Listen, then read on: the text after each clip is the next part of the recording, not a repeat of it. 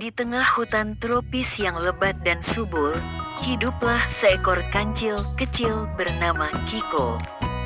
Pagi itu, embun masih menggantung di ujung dedaunan saat Kiko melompat-lompat riang mencari buah segar.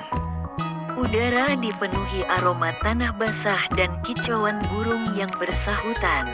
Kiko menelusuri jalur-jalur sempit di antara akar dan semak-semak, seperti biasa. Namun hari itu ia menemukan sesuatu yang tak biasa. Di balik semak tebal, tersembunyi sebuah gua besar yang nyaris tertutup batu dan lumut.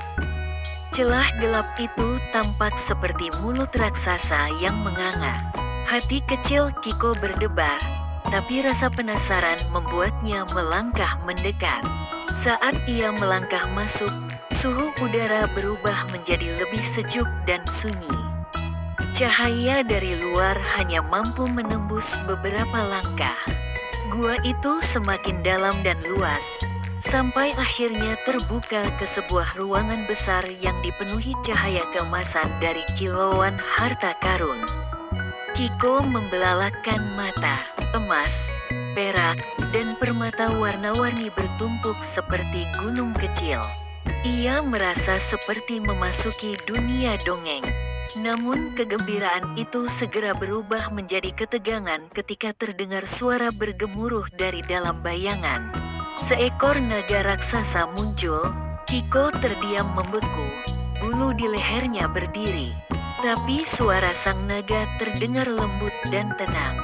"Hai, kancil kecil," katanya, "aku naga emas, penjaga harta karun ini. Jangan takut, aku tidak akan menyakitimu." Perlahan, rasa takut Kiko mulai mereda. Ia melangkah lebih dekat. "Namaku Kiko," ucapnya lirih. "Aku tidak tahu ini adalah tempatmu." Naga itu tersenyum dengan mata yang bersinar lembut. Mereka pun mulai berbincang. Naga emas menceritakan kisah-kisah dari masa lampau, tentang makhluk-makhluk yang pernah hidup di hutan ini. Kiko mendengarkan dengan penuh perhatian. Ia juga berbagi tentang kehidupannya sebagai kancil. Percakapan mereka menjadi hangat dan penuh tawa.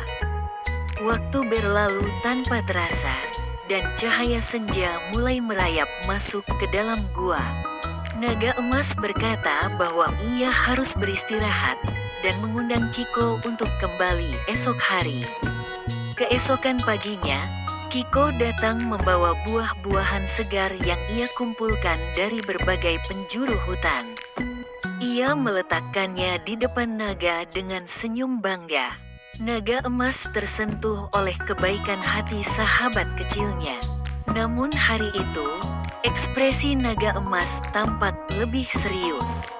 Ia bercerita bahwa ada makhluk-makhluk jahat yang mengincar harta karun itu. Ia meminta bantuan Kiko untuk menjaga tempat ini. Kiko tidak ragu.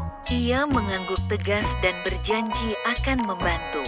Sejak saat itu, mereka mulai berlatih bersama. Naga mengajarkan Kiko cara mengenali bahaya, membaca tanda-tanda alam, dan menggunakan kecerdasannya untuk menyusun rencana pertahanan. Kiko menjadi mata dan telinga di luar gua, sementara naga emas menjadi pelindung utama. Malam itu datang juga.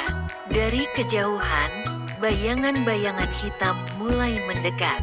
Makhluk-makhluk jahat datang untuk mengambil harta yang tidak mereka miliki hak atasnya.